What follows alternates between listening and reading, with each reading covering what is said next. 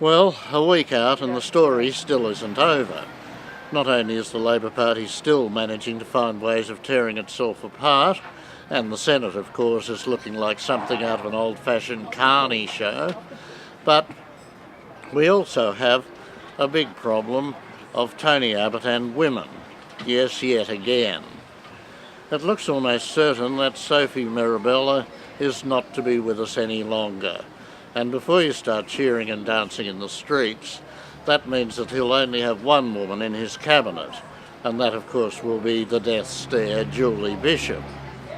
Not exactly quite what the sisterhood would have planned, I suspect.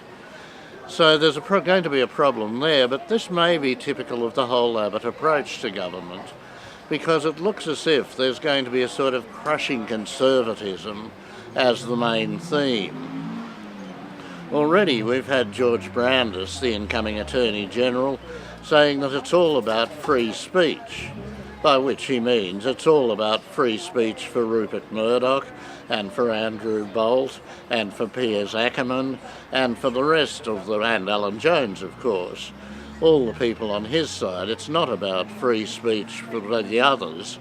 They are the people who are trying to kill free speech by talking down the ideas of Tony Abbott and, needless to say, Andrew Bolt and Alan Jones and Rupert Murdoch and the rest of them. So we can look forward to a general push back, and the pushback's also going to come in other ways. For instance, we're going to walk away from our obligations generally to the United Nations. The cutting of foreign aid was just the start of it. Tony Abbott doesn't like the United Nations, he doesn't like multilateralism, he prefers to do cosy deals country to country with people he can talk to. And of course the big one, we're going to walk away from climate change. Perhaps the most alarming story of the week was that Dennis Jensen has put himself up as Minister for Science. He hasn't been confirmed yet, but he's a likely chance because he has got a master's degree in science.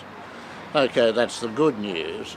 The bad news is he's also a born-again Christian and one who thinks that Christopher Monckton, yes, that's right, that's gibbering Lord Monckton, has it absolutely right about climate change.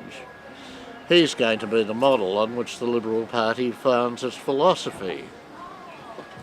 So where does that leave the rest of us? Well, stuck in something of a time warp. Australia was hauling itself into the 21st century and showed every sign of getting there, but now we go back to second-rate broadband, we go back to a denial of climate change effectively, we go back to rejecting the United Nations, we go back to the old ideas of political correctness, and Abbott wants to rewrite the history curriculum just to finish it off. He thinks there's too much about trade unions in there and not enough about rule Britannia. So get ready for it. It's back to the future with Tony Abbott and forward to the past with Dennis Jensen, and a general malaise which may be relaxing and comfortable, but it's also going to be very, very, very hard to catch up once we shake it off. I'm Mungo McCallum.